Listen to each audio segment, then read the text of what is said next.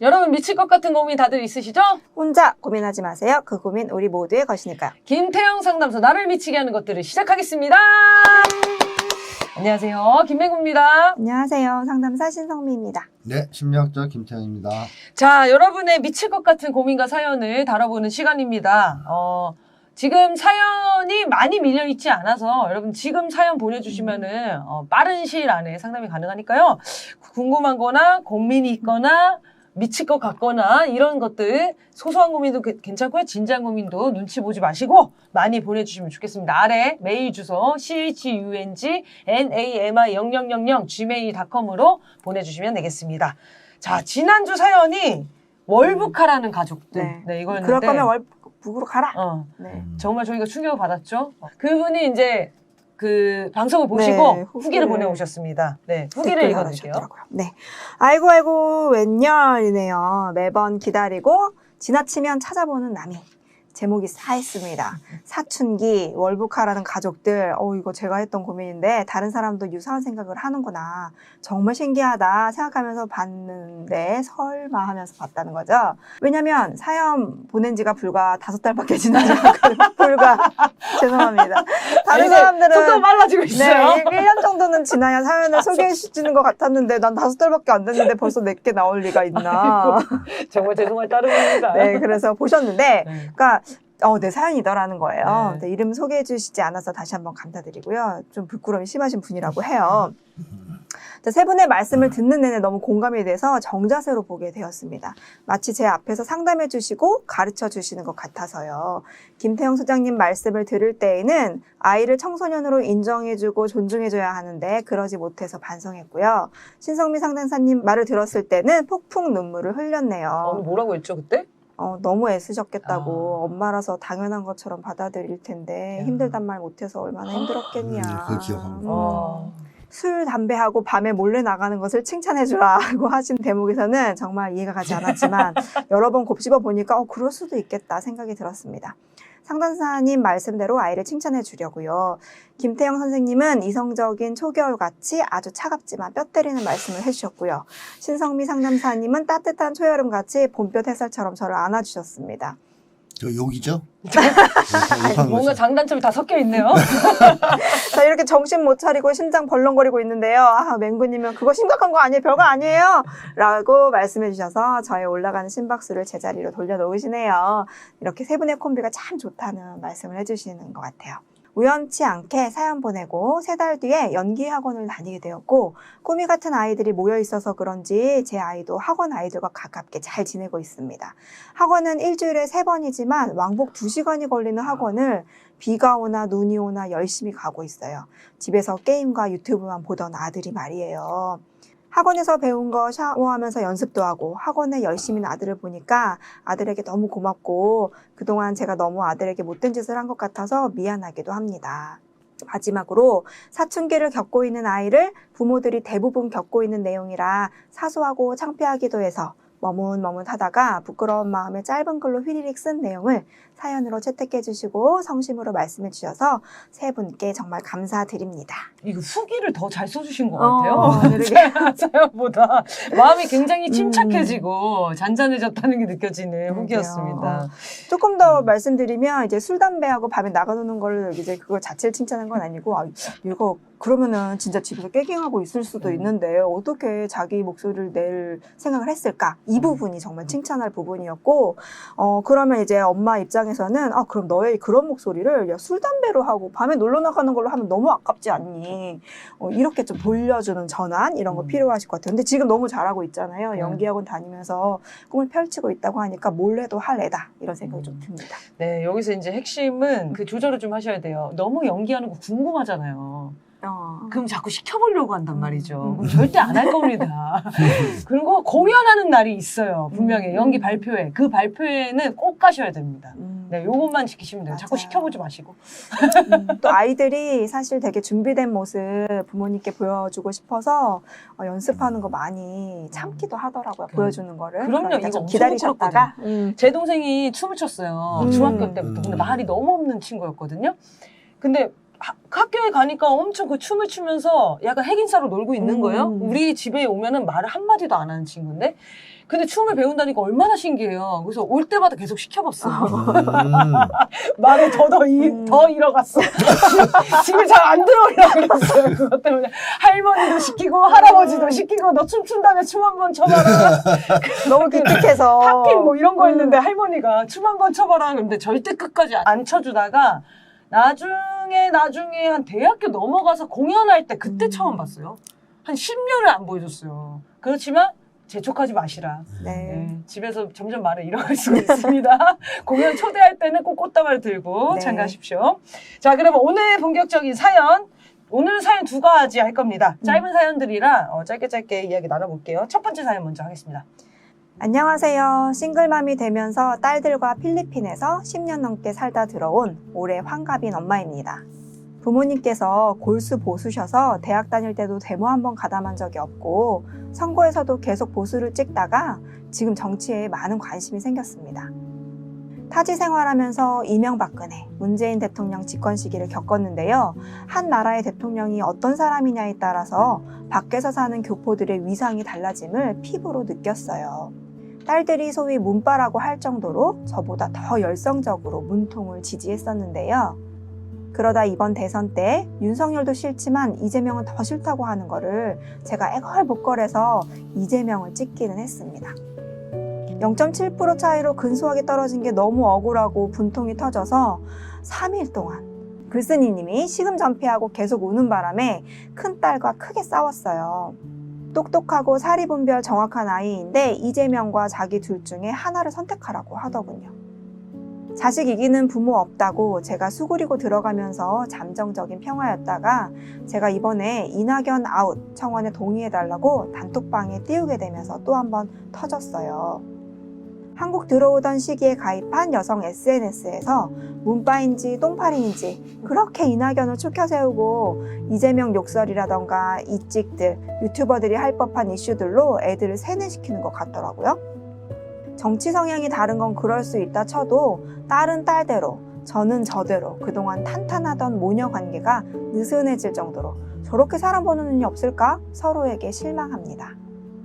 딸이랑 첫 번째 대전 있었을 때 그랬거든요. 한국 오니까 멀리 출퇴근하고 먹고 사는 게 바빠서 정치 같은 것에 더 이상 신경 쓰고 싶지 않다고요. 며칠 전 유시민 작가가 그러더군요. 우리 세대가 정치면에서도 낀 세대라 예전 부모는 내가 뭘 알겠니? 그냥 너가 뽑으라는 사람 뽑으마 했는데 우리 세대는 부모도 자식도 정말 쉽지 않다고 하더군요.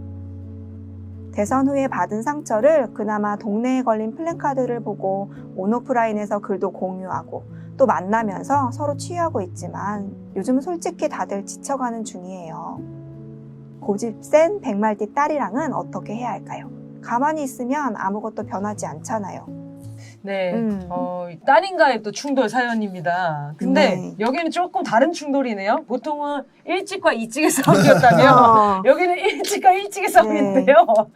뭐 이재명이냐 이낙연이냐 이렇게 말도 되나요? 그런 거죠. 네, 그렇죠. 이게 제가 알기로도 여초 카페에서 이낙연을 지지하는 게 대부분의 압도적인 흐름이었어요. 이재명 싫어하고. 그래서 이재명 욕설 그런 것들이 엄청 많이 올라왔었고요. 그래서 제가 아는 지인도 이낙연이 대선 경선에서 1등 해야 된다 이렇게 생각하고 이걸 막 뿌렸어요. 그때 경선할 때. 저는 이제 이재명을 뿌리던 상황에서 그런 충돌도 있었는데 거의 압도적이었습니다. 이재명 싫어하고 이낙연이 무조건 돼야 된다. 그래서 이낙연이 떨어지는 순간 윤석열을 찍어야겠다라고 돌아선 친구들도 있었다는 거예요. 그래서 이게 아마 이 따님이 그런 흐름에 있었던 것 같아요. 네, 그래서 이제 선생님 보시면서 먼저 조언을 해주시고 저희들 느낌을 좀 나누겠습니다. 지금은 조금 달라지지 않았을까 싶은 생각을 하는데요. 이게 그때 일 아니에요? 그 시기. 네. 그래서 지금은 약간 바뀌었을 것 같긴 해요. 이분들도. 근데 몇 가지 짚어볼 것은 어머님이 그 딸들이 그 이재명 안 찍는다 할 때 뭐 애걸복걸해서 이제 찍긴 했다 그랬잖아요. 네. 그 이제 급하셔서 그랬을 텐데 평소에 딸과 대화를 하거나 설득하는 방식이 어떤지를 한번 검토해 볼 필요는 있지 않을까. 급한 식이 아니고 다른 때에도 대화 방식이 좀 문제가 있을 수도 있다. 이런 생각도 들어서 그걸 한번 이번에 이 방송을 보시면 한번 생각해 보시면 어떨까 하는 생각이 들고요. 두 번째는 예상되시는 게 있나요? 이런 표현에서 좀 유추되는? 어떤 식일 것 같다. 어떤 대화를 그러니까 이제 논리적으로 이렇게 토론하거나 정보를 주고 이런 쪽보다는 네. 정에 호소해서 아. 좀 뭐 야, 도와달라고 그래도 내가 이럴 엄마가 이럴 이렇게- 수가 있니 뭐 이런 대화를 하실 수도 있지 그러니까. 않을까 하는 생각이 들어서 뭐 모르죠 아직 내가 정보가 없으니까. 네네. 근데 그런 걸 한번 쭉 검토해 보시면 좋지 않겠나. 음. 그래서 이런 이직과의 대화가 아니라 같은 일직 사이의 대화이긴 한데요. 그래도 어쨌든 논리적으로 대화할 필요가 있거든요. 가족 사이에는. 감정이 많이 개입될 우려가 있기 때문에 이제 그 우려점이 나타나는 게 이 대목이잖아요. 똑똑하고 사리분별이 있는 정확한 아이인데 이재명과 자기 둘 중 하나를 선택하라. 네. 이런 얘기를 했다고 그랬잖아요. 이거는 정말 표현이 참. 근데 이게 의외로 많이 나오는 표현이에요. 아, 그래요? 네.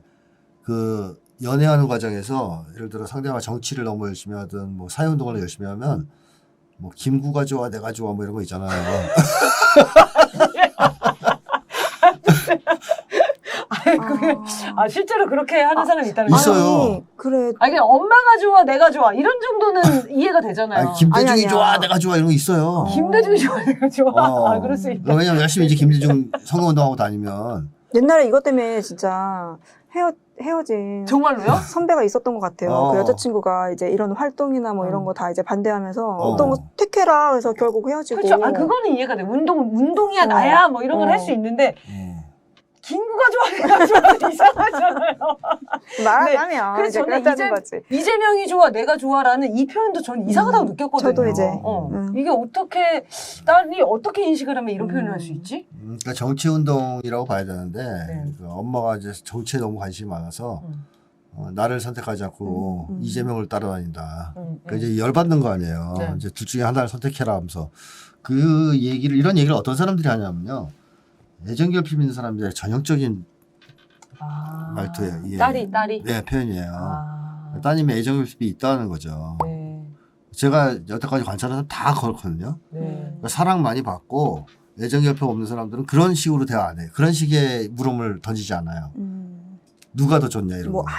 하나로 선택해라. 극과극으로 이렇게 잘라서 안 해요. 네. 그건 애정결핍이 있어서 자기가 애정을 독점하고 싶은데 남한테 가니까 화가 나서 보통 나오는 표현들이에요 이게. 네네.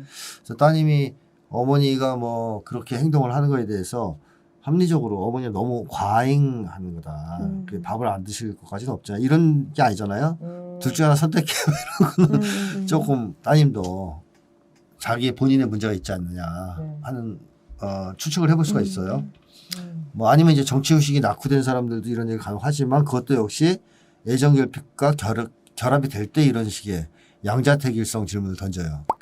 부모들 중에서도 애들한테 그런 못된 질문 던지는 부모들 있잖아요. 엄마가 더 좋아, 아빠가 더 좋아. 그렇죠. 그거 하면 안 되는데 그거 던진 사람은 누구냐면 애 사랑을 자기가 더 많이 받으려고 한 사람이에요. 100%. 막 아빠를 더 좋아하는 것 같으면 막 질투하고 화내고. 맞아요. 그냥 은근슬쩍 진짜 궁금할 수도 있잖아요. 은근슬쩍 보복하고. 장난이 말고. 장난이 아니라 진심으로. 진짜로 물어보는 사람도 있어요. 진짜로? 장난도 그게 사실 곤란한 질문이긴 한데. 네. 그래서 애들은 사실 그런 질문하는 사람이 제일 싫어 이렇게 얘기해야 되는데 네, 맞아요. 그 정도 반응을 못 하잖아요 애들이. 근데 어쨌든 그런 질문들을 던지면서 누가 더 좋아, 내가 더 좋아, 제가 더 좋아, 뭐 이런 거 있잖아요. 나 얼만큼 사랑해, 하늘만큼 땅만큼 뭐 이런 거 있잖아요. 그렇죠. 나 얼만큼 사랑해. 다 애정결핍이에요. 그거 확인하려고 그러는 거. 그러니까 사랑의 본질에 접근을 못하는 사람들.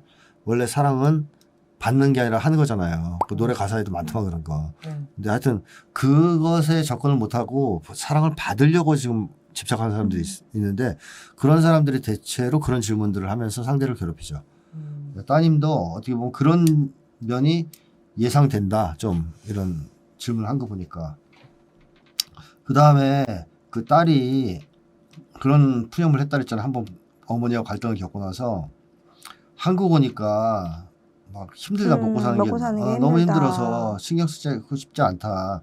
근데 이건 맞는 얘기일 수 있어요. 진짜로 그럴 수 있어요. 보니까 100말 뛰면 한 34살 정도 그래요? 유추가 되더라고요. 아. 한참 힘든 아. 나이대인 것 같아요. 그래서 청년들이 굉장히 심한 고립적 생존 불안을 겪고 있고 또 힘겨운 삶을 살고 있는데 그것을 어머니가 충분히 이해해주고 있느냐, 이해하고 공감해주고 있느냐. 그래서 그것에 기초해서 뭐 어떤 대화를 하거나 설득을 하거나 하면 효과가 있지만 그런 것이 없다고 판단되는데 딸 입장에서 어머니가 자꾸 설득하고 이러면 반감을 초래할 수가 있거든요. 그래서 그런 점도 한번 생각해 보셔야 돼요. 이 젊은 세대의 처지, 상황, 딸의 이제 입장 이런 것들을 이제 충분히 고려하고 대화를 하셔야 된다는 거죠. 그런 정도 하고 그래서 앞으로 어떤 점을 좀 생각해 봤으면 좋겠냐면 어머님이 나이가 좀 있으시니까 청년들의 마음, 심리를 좀 이해할 필요가 있다. 지금 어떤 상황에 처해 있는지. 필리핀하고 상황이 다를 거란 말이에요, 분명히. 네네. 한국 상황은. 그러니까 한국 청년들이 지금 심한 생존 불안, 무력감, 미래에 대한 희망, 상실 이런 데 시달리고 있거든요. 이런 거에 대한 이해가 없고 공감이 없이 계속 정치 얘기하고 그러면 싫어할 수 있어요. 엄마와 대화 창구가 전혀 없는 답답한 거죠. 대화를 하기 싫을 수 있어요. 뭐 나는 전혀 고려 안 해주고 계속 자기 얘기만 한다. 일방적으로 이렇게 생각할 수 있거든요. 그래서 그걸 충분히 이해하시고 대화를 시작할 때도 따님의 그런 어떤 어려움부터 들어주는 쪽의 대화를 시작하셔야 된다. 그래서 저는 소통과 대화의 방식으로 권장하고 싶은 것 중에서 크게 두 가지.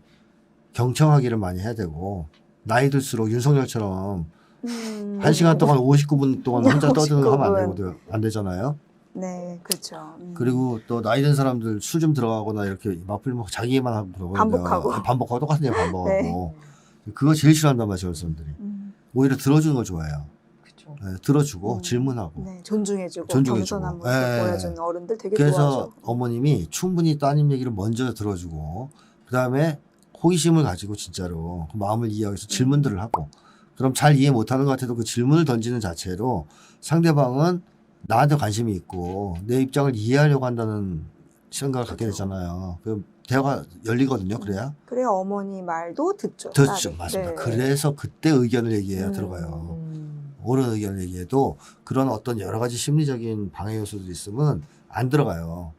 괜히 고집 피울 수 있어요, 그럼 따님이. 난 낙지가 너무 좋아, 뭐 이제 이런 거 있잖아요. 맞아, 그렇게 될 수 있어. 막 적극단적으로. 엄마는 이재명 사랑해, 난 낙지 사랑할래, 뭐 이러면서 맨날 낙지만 먹고 집에서. 가능성 있는 얘기라고 웃음이 나요, 정말로. 네. 이건 딴 얘기인데 나이가 들면 왜 같은 얘기를 반복하시는 거예요? 저도 최근에 그렇게 돼가고 있는 저를 느끼거든요. 그래요? 그럼 왜 그러는 거예요? 그건 나이가 들어서 그런 게 아니고 꼰대화 되기 때문에 그런 건데요. 그러니까 그 꼰대화라는 거는 어떻게 되는 건가요? 그러니까 자존감에 좀 비정상적 팽창이랄까? 나이 먹은 사람들이 뭐예요? 자부심이 되게 강해요. 자기가 인생에 대해서 살아온 인생에 대해서 자부심이 강해요. 그 얘기를 너무 하고 싶어 하고. 중년기에 들어서면 특히. 중년기에 들어서면. 그게 이제 특징적으로 나타나 심리적으로 발달 심리 측면에서 보면. 그래서 이 중년기 정도 되면 그야말로 세상 이치에 좀 달관했다고 자부하는 게 있어요. 자기가 다 검증한 진리다 이것들은. 자기가 옳다고 믿어. 그걸 계속 얘기하고 싶어하는 거야. 사람들한테. 가르쳐주고 싶고. 네, 가르쳐주고 싶고. 살면서 배웠다 이런 느낌을 갖는 거죠. 청년들은 거기에 대해서 확실하다고 생각 안 해요. 아직. 그러니까 생각만 갖고 있는 거지. 검증했다고 생각 안 하거든요. 근데 이 중년기에 들어온 인간들 중에서는 그걸 다 검증해서 자기가 거의 완벽하다. 내 분야에서는 최고다. 이런 약간의 잘못된 자만심 같은 걸 가지고 있는 사람들이 있거든요. 그런 사람들이 보통 막 말을 쏟아내는 경향이 있죠. 네, 실제로 현명한 지혜를 가지신 어르신들도 많잖아요. 근데 저도 이렇게 아이를 키우다 보면 애는 생각 못하는데 나는 그 행동의 어떤 위험성이 괜히 예상되니까. 근데 그게 이제 살면서 실제로 내가 당해본 일 같은 거. 그런 게 많이 좀 축적이 되면 내가 아끼는 사람들한테 계속 조언하고 싶어지고 위험하다고 말하고 싶어지고 이러는 것 같아요. 그런 면도 있는 것 같고 실제로 이제 더 나이가 들면 뇌작용이 좀 활발해지지 않고 범위가 조금 더 줄어들기 때문에 더 다양하고 역동적인 생각을 못하게 되기도 하죠. 근데 그거를 막을 수 있는 방법은 뭐 경청을 하려고 하는 자세? 그러니까 정신적 건강을 계속 유지하는 건강을 거죠. 유지하고. 오만에 빠지지 않고 자만에 빠지지 않고 겸손성을 계속 발전시켜 나가면서 정신 건강을 확보하는 게 제일 좋고 그다음에 이제 술도 적당히 마셔야죠. 이 기억력 상실이 또 문제가 될 수 있어요. 윤석열은 윤석열이 같은 얘기 반복하는 게 그 그렇죠, 자식은 그렇죠. 기억을 못해서 그럴 것 같아요. 네. 아, 치매 때문에. 그런 것 같아요. 윤석열은 전에 한 얘기를 자기가 기억 못하고 그걸 계속 반대되는 얘기를 하는 거잖아요. 술로 많이 먹어서 뇌가 파괴돼서 그러고. 요즘에는 제일 또 그 문제가 젊은 꼰대예요. 젊은 꼰대. 젊은 꼰대. 젊은 꼰대들이 그렇게 회사에서 어. 자기가 맞고 너는 틀렸다. 이걸 강 강력 주장을 하면서 얘기가 전혀 안 통한다는 거예요. 음. 그래서 오히려 나이가 드시고 경험치가 풍부하신 분들이 네. 얘 눈치를 못 내고 의견을 못 내고 막 이런 지경이라던데요. 아. 젊은 꼰대. 이런 교류가 좀 줄면서 원래 사람은 이제 성숙한다는 게 내 입장하고 상대 입장을 고려할 줄 아는 게 이제 성격이 계속 발달해 가는 건데 그런 경험들이 그건 엄청 줄것 폐쇄성이에요. 같아요. 근데 이렇게 젊은 꼰대들이 많아지는 이유는 심리적 폐쇄성이에요. 그러니까 그만큼 폐쇄성은 두려움 때문에 생기는 거예요. 아. 외부 세계에 대한 두려움. 자기를 열지를 못해요. 열면 들어와서 자기를 먹어버릴 것 같은 그런 두려움이 있을 때. 그런 불안감의 표현이에요. 불안감의 표현이에요. 그래서 자신감이 있고 그런 사람은 개방적이거든요. 굉장히 개방적이 열려 있어요. 무슨 얘기든지 들을 자세가 돼 있는. 그러니까 뭐 오만하고 무례하고 이런 문제가 없다면 자기랑 반대 의견 가진 사람 얘기도 충분히 흥미롭게 생각하기도 들으려고 하고 막 그러고 그러더라고요. 그렇죠. 질문도 하고 그래요. 네. 근데 그렇죠. 폐쇄적인 사람들 그렇게 뭐 그런 여유가 없어요. 지금 좀 젊은 청년들 좀 그렇게 될 수밖에 없는 주변 환경이 있죠. 선생님도 한마디 좀 얘기해 주시죠. 저는 이제 선생님께서 이제 엄마하고 이 따님분이 어떤 대화 방식을 갖고 있을까 좀 생각해 보셨다고 했는데 이런 질문을 어머니가 스스로에게 해보시면 좋을 것 같아요. 딸이 그래서 문 대통령을 왜 좋아했지? 이낙연을 왜 좋아했지? 이거에 대한 답을 하실 수 있다. 그러면 충분히 좀 소통하는 사이일 수 있겠다. 근데 생각해보니까 나도 잘 모르네? 네. 이렇다면 나도 좀 일방적으로 말했을 수 있고 딸한테도 딸 얘기에 이제 귀가 말 그대로 경청을 안 하셨을 수 있겠다. 네. 그래서 지금 스스로 한번 자문해 보시면 좋을 것 같고 만약에 잘 떠오르지 않는다 그러면 딸 입장에서 정말 얘기 좀 안 하고 싶었을 수 있을 것 같아요. 저는 또 이제 이 가정에 좀 독특한 게 있잖아요. 싱글맘이 되면서 딸들과 그러니까 싱글맘이 되면서 동시에 이제 이주를 한 거예요. 타지로. 그래서 그 딸들하고 이제 어머니가 사셨을 뭐 그런 사연 자세히는 모르겠지만 뭐 꽤나 감정적으로 사실 더 끈끈했거나 되게 힘들었거나 하여튼 그런 가족일 거라는 상상이 드는데 이 딸 입장에서 엄마가 행복하게 바랄까요? 힘들게 바랄까요? 당연히 행복하고 편하게 살지. 네, 아주 간절히 좀 애잔한 마음이 있을 수 있을 것 같아요. 근데 엄마가 아니 그래 좋아. 3일 낮밤을 시금전폐하고 계속 울어. 이 모습이 딸이 좋았을까? 짜증나죠. 앞뒤 다 자르고 그냥 싫었을 수 있을 것 같아요. 딸 입장에서. 그러니까 딸은 엄마가 이왕이면 기분 좋고 되게 행복하고 승리적으로 뭔가 활동을 하기를 원하지 그러니까 그런 모습을 원하는 거지 이런 모습으로는 뭘 갖다 줘도 엄마 그거 하지 말라고 이렇게 얘기했을 것 같거든요. 걱정하고 사랑하는 그렇죠. 마음에. 그런 마음이 있을 것 같아요. 그리고 또 이제 따님 입장에 생각해 보면 이제 34살 지금 34살이면 24살 그러니까 한참 이제 연애하고 막 이렇게 남성상을 만들어가는 시기에 이제 엄마하고 이렇게 외지에서 지냈는데 어떻게 보면 그 문 대통령과 이낙연이 줬던 그 초반에 줬던 이미지가 좀 있어요. 그러니까 우리 엄마도 이제 이낙연이 되게 점잖다. 뭐 말이 없다 이런 느낌을 했고 문 대통령도 뭔가 점잖다 이런 게 좀 좋은 이미지로 사람들에게 각인되어 있는데 아버지에 대한 상이 저는 좀 궁금하긴 하더라고요. 그래서 이 따님이 생각하는 아버지의 상이 이제 이낙연하고 예전에 이제 이낙연하고 이재명하고 자꾸 싸움 붙을 때 자꾸 그런 이미지 가지고 이낙연은 뭐 점잖네 이재명은 뭐 싸다 뭐 이런 식으로 얘기를 했던 것 같은데 이게 따님한테 좀 받아들이기 어려운 남성상일 수 있었겠다 싶어요. 그래서 왜 딸이 그런 사람 좋아했을까 이런 것도 물어보고 그리고 그런 거에 걱정도 좀 그 차례 좀 들어주기도 하고 엄마는 왜 이재명을 좋아하는지 엄마는 오히려 더 호전적인 사람 이 어려운 것을 극복시키는 사람 이런 게 더 좋았을 수도 있잖아요. 호전적이라 그러면 화낼 텐데 이재명 대표가 뭐랄까 투쟁적인 사람? 네, 전투력이 있는 그지 할 건 하는 사람, 시원한 사람, 호탕한 사람. 여러 가지 의미를 잘 해석하네요. 그렇네요. 그러니까 이런 것처럼 실제로 이 이름 이낙연 이낙연, 이재명 이게 아니라 그 속에 자신의 바람이 뭔지 어떤 기대 때문에 이렇게 좋았는지를 좀 허심탄회하게 얘기 나눌 수 있는 사이가 되면 좋겠다 싶습니다. 이거 좋네요. 그러니까 진짜 이게 이낙연을 좋아하는 사람이든 이재명을 좋아하는 사람이든 그 지지하는 이유는 세상이 조금 더 나아졌으면 좋겠는 마음으로 지지하는 거거든요. 그거를 기반으로 토론을 하면은 누가 가장 적합한가의 토론인 거잖아요. 맞아요. 그거는 사실은 계속 해나가야 되는 근데 그 거니까. 이유가 아닌 걸로 지지하는 사람도 많아요. 아 그래요? 네. 왜 지지하는 거예요? 그 개인의 어떤 취향, 누가요? 성향, 취향, 사적 성격이 되는 욕망, 거죠. 심적 상처 이런 것도 지지의 원인이 될 수 있기 맞아요. 때문에 하기 어렵겠네. 그 공감대가 있다고 무조건 단정하면 안 되고 아 그래요. 또 하나는 아까 신 선생님 말씀하신 네. 게 핵심은 상대방한테 물어보는 게 우선이에요. 지지하면 화부터 내면 안 돼요. 뭐 윤석열을 지지한다고 죽어 이 새끼 이러면 안 되거든요. 그러니까 왜 윤석열을 지지하냐 이렇게 물어봐야 되거든요. 그러면 이제 얘기할 거 아니에요. 그럼 거기서 잘못된 건 바로 잡아주고 또 더 생각해보도록 질문도 던지고 그래서 한 방에 떡을 바꾸려면 안 돼. 사람이 한 방에 안 바뀌어요. 생각을 할 수 있도록 좀 던져주고 그걸 여러 번 반복하면서 슬슬 생각을 바꿔나가야지 어떻게 하루아침에 생각을 바꿉니까? 근데 참을성이 없는 거예요. 우리는 화가 나서 윤석열 지지한다 그러면 또 한동훈이 말 잘한다 그러면 이제 또 확 열리고 우리가 뭐 열이 확 받는 네, 거죠. 그래가지고 버튼 나오는 거죠 진짜. 막 이제 거칠게 네. 나갈 수가 있는 거죠.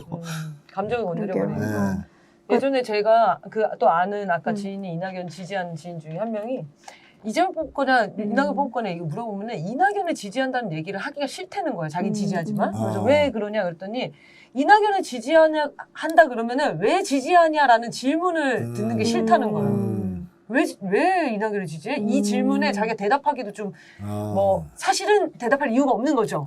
이유가 없이 이재명이 싫어서 이낙연을 지지하는 거였거든요. 그러니까 그 질문을 받기가 싫어서 그냥 자기는 이낙연 지지 안 하는 척 이렇게 연기를 하고 그 시기에는 그랬어요. 네. 그래서 아까 말씀하신 대로 이유 없이 지지하는 경우가 진짜 있는 것 같아요. 있어요. 많죠. 대부분 그럴 것 같아요. 이 사람들이 그러니까 그만큼 윤석열보다 이재명을 더 싫어하거든요. 네. 그런데 그런 감정을 좀 잘 이해가 안 돼요. 이낙연을 좋아하는 건 알겠어. 네. 윤석열도 싫대. 그런데 윤석열보다 이재명이 더 싫대. 네. 이게 안 되잖아요, 연결이. 그건 자기 문제가 있는 거예요. 저도 그러니까는. 그런 게 연결되는 것 같아요. 이 모녀분들도 원래 탄탄했다고 하잖아요. 근데 이렇게 사람 본이 없을까 실망했대요. 이런 경우는 오히려 저는 물음표가 들더라고요. 어떤 자기의 역동하고 연결되길래 왜 여기서 흔들렸을까? 탄탄했는데. 그런 것처럼 예를 들어서 이재명한테 어떤 사건으로 실망했다. 그러면 그 일부분을 이 사람 전체로 보면서 거기에 꽂혀가지고 다른 것들이 보이지 않는 거거든요. 그렇죠. 이럴 땐 진짜 자기 스스로 또 경계해야 자기 됩니다. 문제예요. 네. 자기 문제. 네네네. 이재명 욕설이 예를 들면 그 욕설에 지나치게 민감한 사람들이 있어요. 그치. 맞아요. 그건 맞아요. 자기는 다 인정하는데 그건 인정 못 하겠대요. 맞아요. 그래서 난 이재명보다 욕을 더 잘하는데 뭐 이러면 저한테는 안 하셨잖아요. 뭐 이러는데 네. 그런 사람들은 그걸 도저히 받아들일 수 없는 사람도 있어요. 맞아요. 여성분들 중에 그런 경우가 많아요. 근데 그건 이제 자기 문제거든요. 그러니까요. 네. 알겠습니다. 그러면 우리 굉장히 좀 뭐 다양한 얘기들이 좀 나왔습니다. 근데 사연이 짧다 보니까 사실은 이 추정해서 다 얘기하는 상황이 많았던 것 같아요. 그래서 들으시면서 혹시 더 궁금하거나 더 고민이 드시는 것들도 생길 것 같거든요. 그럴 경우에는 이제 사연을 보내주시면 늦추지 않고 바로 상담하겠습니다. 오늘 5달, 6달 안 걸리고요. 이렇게 후기 사연은 바로 진행을 하니까 고민하지 마시고 어려운 게 있으면 궁금한 게 있으면 꼭 보내주십시오. 자, 그러면 두 번째 사연 하겠습니다. 남편은 성실한 가장입니다. 20년 넘게 직장 생활 성실히 하고 자기 관리 잘하고 가정에 충실하기도 하고요. 하지만 자신에 관련된 것만 잘하지 정치에는 관심이 없습니다. 자기가 좋아하는 운동과 주식 투자하는 데에는 에너지를 쏟지만 정치에까지 쏟을 에너지는 없다고 합니다. 저는 그런 남편의 개인주의적 성향을 오래 봐와서 알긴 했지만 이런 무지막지한 정권 때문에 힘든 1년을 보내고 있는 정치 고관심층으로서 개인주의 성향이 있는 행동하지 않는 남편을 볼 때마다 화가 올라오고 좀 한심하게 느껴지기도 합니다. 청소년 아이들의 부모로서 사회에 대한 책임의식도 없는 것 같고요. 물론 남편이 특별히 극우가 아닌 것은 다행이지만 지난 대선 때 부동산에 대한 상대적인 박탈감 때문에 제가 옆에서 얘기하지 않았다면 기레기 언론에 의해 이직을 했을 가능성도 있기 때문에요. 그런 감정이 계속 올라오는 것 같아요. 자기도 이 정권 싫다면서 집회도 참여 안 하고 운동하러 가는 남편을 보면 아, 다른 거지 틀린 게 아니다 싶다가도 저런 사람이 많으면 이 정권 탄핵은 물 건너가고 무고하게 탄압받고 죽는 사람들만 더 많아질 것이 예상되니 걱정되고 답답하기도 합니다. 남편을 이해하다가도 이해하기 힘든 이 상황. 소장님의 말씀 듣고 싶어요 라고 사연 보내주셨어요. 네, 이렇게 음. 가족 관계에서 다들 지금 음. 문제를 많이 겪고 계시는데 앞에 사연은 일찍과 일찍의 서로 싸움이었고 너무 관심이 강해가지고 이번에는 무관심과 정치 고관여층의 충돌입니다. 아 정말 다양한 사연들, 네. 다양한 유형들이 많이 도착하고 있는데요. 네, 이건 또 어떻게 해야 될까요? 뭐 남편이 정치에도 별 관심이 없고 또 사회에 대한 책임의 의식도 별로 없는 것 같고 그렇다면 이제 개인주의, 이기주의 성향이 강하다고 봐야 되겠죠. 네. 근데 개인 이기주의가 어디에서 비롯되느냐 했을 때 가장 큰 원인은 마음의 상처예요. 그러니까 남편 스스로가 그렇게 얘기를 하잖아요. 에너지가 없다고 얘기한다잖아요. 자기가 운동 주식 투자하는 에너지 쏟지만 네. 정치에 쏟을 에너지는 없다 그러잖아요. 네네네. 그러니까 이 에너지가 사실 뭐냐면 사랑이에요. 사랑. 음. 그러니까 사랑을 할 대상이 있어야 에너지가 나오거든요. 근데 운동은 사랑하고 지금 주식도 사랑하지만 정치를 사랑하지 못하는 거죠. 그럼 에너지가 자기 사적인 것 밖에서 공적인 방향으로는 못 나간다는 뜻이에요. 다시 얘기하면 나 말고 다른 사람 사랑할 수 있는 힘이 없다는 얘기죠. 너무 충격적이실 것 같은데 결혼하셨는데 큰일 나네 이거. 그래서 이 남편분이 결국 자기 마음에 어떤 상처가 있을 거라고 저는 생각합니다. 그래서 그것 때문에 이기주의 성향을 갖게 된 것이라고 봐야 되는데 이거를 자꾸 정치의식의 문제라고 생각하면 화가 나요. 네네네. 네, 자식이 이게 알만큼 알려줬는데 그렇게 지밖에 모른다. 그리고 지도 이렇게. 안다고 하면서 왜 행동은 안 하는 거지? 이렇게 정치의식의 문제라고 보면 오히려 해결이 안 되고 이거는 마음의 상처, 심리적인 문제다 이렇게 이해를 하시면 뭐 결국 해법은 그거죠. 마음의 상처를 해결해야 돼요. 마음의 상처를 치유해야 됩니다. 그래야 남편분이 바뀔 수 있어요. 자, 그러면 여기서 어떤 것들이 중요하냐? 남편의 욕망은 도대체 무엇일까? 그리고 그 욕망은 건전할까? 만약에 남편이 오로지 사적인 어떤 쾌락을 추구하는 데만 욕망을 갖고 있다면 그 이유는 뭘까? 그런 걸 알아야 돼요. 일단 알아야 되고 그거를 남편은 모를 거 아니에요. 모르니까 그런 행동을 할 수 있단 말이죠. 그 자각이 안 돼서. 그러면 아내분은 사실 그걸 비춰주는 거울이 돼야 돼요. 그걸 피드백을 주는 거죠.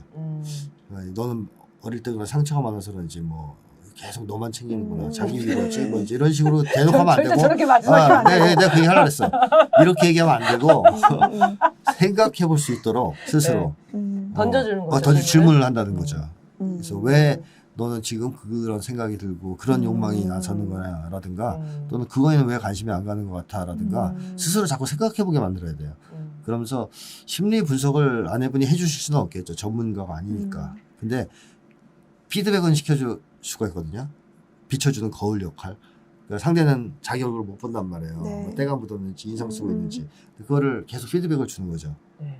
그러면서 남편이 자기 문제를 좀 생각해 보도록 바꿔내야 된다. 그래서 저는 마음의 상처가 없는 건강한 사람이라면 대개는 기본적으로 사회 관심이 간다고 봐요. 왜냐하면 그런 사람들은 사랑하면 다른 사람 사랑하는 마음이 생기기 때문에 이웃, 공동체, 사회에 관심이 가거든요. 근데 그게 해결이 안 되면 거기까지 에너지가 나가지 못하는 경우가 많죠. 그래서 그쪽으로 좀 초점을 맞춰서 남편분을 좀 살펴보고 또 이해해 보시고 대화를 하시면 좋지 않겠나 하는 생각입니다. 선생님이 늘 말씀하신 것처럼 그 먹여 살리는 거에 대한 불안감. 그러니까 20년 성실하게 일한 가장이잖아요. 그러니까는 이분에게는 어떤 사회적 활동이 조금 겁나는 상황일 수도 있을 것 같아요. 뭐 이전에 경험이 있었을 수도 있고 오히려 그러니까는 이제 그런 불안감 때문에 내가 행동하고 이런 것들에 대해서 조금 걱정을 할 수도 있거든요. 저도 상담사로서 늘 걱정합니다. 주변 사람들이 너 이런 말 해도 되냐? 있다. 네. 이렇게 얘기하거든요. 그러니까 그런 것처럼 이제 이런 행동을 하고 직접적으로 표현한다는 것이 이 가정을 지키는 가장의 어깨에 어떤 느낌일까? 이 남편분 입장에서는 그런 고민이 좀 되더라고요. 그러니까 성실하다는 건 결국엔 이제 책임감이 높은 건데 이 사람이 그런 불안이 좀 있을 수 있겠다. 그리고 이제 저는 이 글쓴이 분하고 남편분하고 이 성향이 되게 재밌었어요. 그러니까 글쓴이 부분이 사실 되게 이런 현재 상황을 보면서 화 올라오고 걱정되고 이렇게 말씀을 하시지만 이분은 윤석열을 탄핵시킬 수도 있다.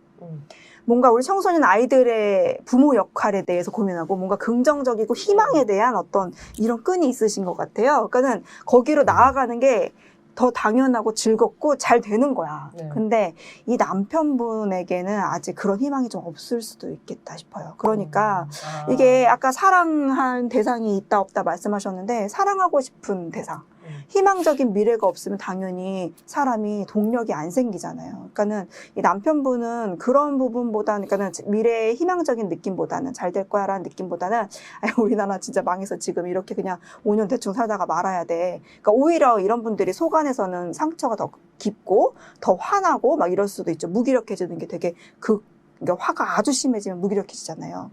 그러니까 이 남편분은 이 희망이 없고, 근데 이 아내분은 뭔가 해보고 싶은 느낌이 드는 거예요. 그러니까는 이런 지향점이 약간 차이가 있다 보니, 지금 이렇게 정도의 차이가 있다 보니 두 분이 똑같은 행동을 하기에는 좀 어려웠겠다 싶어요. 그래서 이제 어떻게 보면 이 선생님 말씀하신 것처럼 남편분에 대한 우선 관심이 사실 되게 중요하겠죠.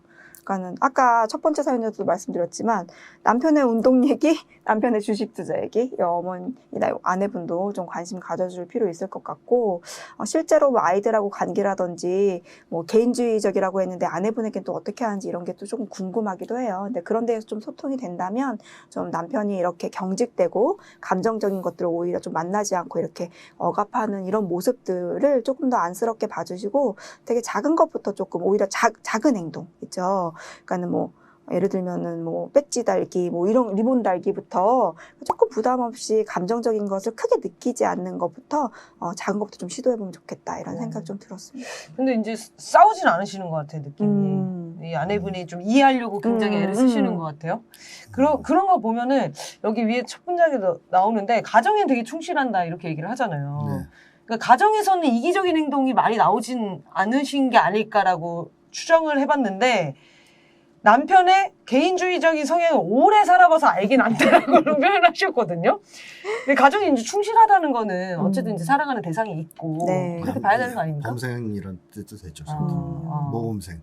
그러니까 딱 해야 되는 일에는 충실하다. 정해진 게 좀 분명한다거나. 한국이 직장이 어떠냐에 따라 이제 다르긴 한데 직장이 그 아주 좋은 데가 아니고 뭐 우리가 흔히 생각하는 그런 정도의 수준의 직장인데 20년을 성실하게 근무한 건 그렇죠. 이 기적 같은 일입니다. 안 좋은 거예요. 무력해지거나 안 좋은 거예요? 비겁해질 수 있어요. 타협하고 살거나 막 사표도 쓰고 윗사람하고 싸우기도 하고 파란이 좀 있었어야 되는데 네. 너무 성실하게 직장 다니고 이렇게 20년을 다녔으면 이건 모르죠. 이제 새로운 접근이에요. 추정인데 네. 그럼 괜히 무력해져 있을 수 있어요. 그럴 수 있어요. 처음엔 진짜. 안 그랬지만 20년 전엔 팔팔했는데 20년간 그 직장에서 이렇게 저 머리 조아리고 비굴하게 이제 머리 뭐 행동하고 불의를 받아 넘고 이러면서 점점 취약해질 수 있어요. 그치. 정신이. 자기가 가지고 있는 에너지를 모를 것 같아요. 그럴 수 있어요. 그래서 그것도 이제 한번 대화하는 과정에서 20년간의 직장 생활을 어떻게 해왔는지 별일은 없었는지 그런 것도 한번 네. 이해할 필요는 있다. 사실 아. 권장하고 싶지 않아요. 저는 한국의 이 직장 생활 이렇게 성실하게 오래 하는 거. 아니 오래 하는 걸 권장하는 건 괜찮은데 사이가 너무 이상하니까 갑질이나 막 이런 것 때문에 팽배하니까. 막 부정부패니 안에 뭐 그 정치니 이런 것도 많거든요. 네. 그런 걸 다 무난하게 통과했다면 좀 이상하잖아요. 네, 막 그렇죠. 싸움도 하고 뭐 파란도 겪고 그래야 되는 거 아니냐 이거죠. 자기 목소리 내는 게 좀 익숙하지 않은 그럴 수 분일 있어요. 수 있을 것 같아요. 그거를 개인주의 성향으로 생각을 하시는 걸까요? 이 아내분의 기준에는 또 그렇게 보일 수도 수도 있을 있는 것 거죠. 같고 그러니까 자기 운동하고 주식 투자하고 그러니까 좀 남편분에 대한 정보가 조금 없긴 한데 근데 뭔가 느낌은 사람 만나는 거 별로 안 좋아하시는 것 같아요. 하시는 그 유형을 보니까. 그러게 좀 더 이렇게 사회적인 어떤 행동보다 활동보다는 자기가 혼자 관련 하는 걸 거. 하고 있죠. 예. 제가 예전에 세월호 처음 이제 사건 나고 이랬을 때 집회 나가기 너무 어려웠었거든요. 왜요? 그건 너무 슬펐어. 아, 너무 이게 너무 힘들어서? 힘들었어. 이거 너무 힘들어가지고 행동하는 게 오히려 좀 되게 오히려 좀 이렇게 그때 그랬죠. 더 낮아졌었거든요. 그러니까 그럼 이 남편도 윤석열에 대한 분노가 너무 심해서 안 나간다. 마주치지 않으려고. 마주치는 걸 수도 있지 아니, 않습니까? 자기 폭발할까봐. 그럴 수 있죠. 20년의 직장 생활을 때려치고. 20년간 지금 칼을 그러니까 이거 다 때려치고 집회에 너무 자기가 매진할까봐 그런 거 걱정하시는 분들도 또 있거든요.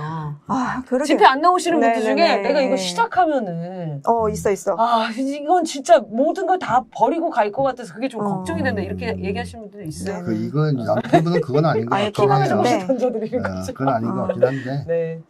어쨌든 그런데 이제 이런 개인주의 성향이 있음에도 불구하고 이제 결혼을 하고 가정 생활에는 별로 문제가 없는 거는 저는 하여튼 이분이 계속 이렇게 타인의 입장 이거를 배려하고 고민하고 아내분. 네, 그런 사색이 깊으신 분인 것 같아요. 표현도 굉장히 좋은 표현들이 많았잖아요. 네. 뭐 다른 것이 틀린 건 아니다. 이해하면서도 이해하기 힘들다. 이렇게 표현하는 게 복잡하다 이런 감정은 아니고 안타깝다 이런 감정인 것 같이 느껴져가지고 대화를 조금 시도해 보시면 좋을 것 같습니다. 아까 얘기한 대로 취미생활 일단 얘기하고 네. 간간히 이제 질문을 던져주는 형태. 그렇죠. 네.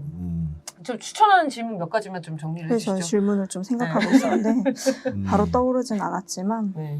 그냥 저는 예전에 그 아들한테 밥 해줄게라고 하라고 했던가 제가 엄마의 사랑 그런 것처럼 되게 큰 질문 이런 거 아니더라도 진짜 안부 묻는 것부터 사실 어느 정도인지 모르겠지만 안부 묻는 것부터 그냥 시작하면 될 것 같고 어려운 질문 생각 안 하셔도 될 것 같아요. 오늘 점심 뭐 먹었어? 이런 것부터 시작하면 되지 않을까? 점심 싶습니다. 생선 먹었어? 이런 얘기 하지 마시고 해 먹으면 안 되는 거 알지? 이런 식은 어떻습니까? 피드백을 주라 그랬잖아요. 그러니까 의견 제시보단 피드백을 주라 그랬는데 네. 뭐 간단하게 보면 상대방이 발 떨고 있으면 발 떨고 있다 알려주는 거예요. 그런 것들 약간 불안한 증세나 너 징후들 지금 다리 떨고 있네. 라든가 왜 지금 그렇게 놀랬는데 그렇게 하는 게 피드백이에요. 뭐 약간 거울이 되어준다. 고난이도의 피드백은 할 수 없어요. 어차피 전문가가 아닌 이상. 그러니까 그런 거 피드백 주라는 거예요. 지금 왜 너 이렇게 좋아하지? 저 드라마에서 어떤 점이 이렇게 재밌어? 뭐 이런 거를 자꾸 질문을 던지면서 그러면 그게 질문도 되는데 자기 상태를 자기가 이렇게 피드백을 받는 거거든요. 네네. 내가 이럴 때 너무 좋아하는구나. 주식이 떨어졌을 때 너무 슬퍼하는구나. 그래. 알게 되는 거잖아요. 그래. 그러네요. 이런 방식, 이게 익숙한 방식은 아니다. 뭔가 꼭 답을 찾아야 될 것 같은 그런 압박들이 있잖아요. 대화하다 보면 빨리 찾으려고. 그렇죠. 자기 주장력이 없는 사람들이 많이들 자기가 뭘 원하는지 모르는 경우가 많아요. 그러니까 이 남편분이 뭘 원하는지, 그러니까 작은 것부터 큰 것까지 소소하게 좀 많이 물어봐서 스스로 자기 원하는 게 뭔지 좀 많이 각성할 수 있게끔 하는 질문들 많이 해주시면 좋을 것 같습니다. 네, 알겠습니다. 몇 가지 질문을 시도하시고 반응을 후기로 정리해서 보내주시면은 이거는 좋았다, 이거는 조금 이렇게 변형하면 좋겠다, 저희가 이렇게 의견을 드릴 테니까 후기를 꼭 보내주시면 좋겠습니다. 네, 그러면 오늘 이제 2가지 사연 다뤄봤습니다. 자, 여러분의 미칠 것 같은 사연과 고민들 아래 메일 주소로 보내주시면 우리 선생님들과 이렇게 간단하게 상담을 해드립니다. 길면은 더 좋아요. 길면은 저희가 더 풍부하게 상담을 정확하게 좀 할 수 있는데 이게 짧은 경우에는 짧은 정도만 가지고도 저희 드릴 수 있는 얘기들을 좀 하니까요. 편한 마음으로 사연 보내주시기 바랍니다. 네, 김태형 상담소 나를 미치게 하는 것들 매주 목요일 7시에 업로드 됩니다. 자, 그럼 오늘은 이렇게 방송을 마치겠습니다. 다음 주에 뵙겠습니다. 감사합니다.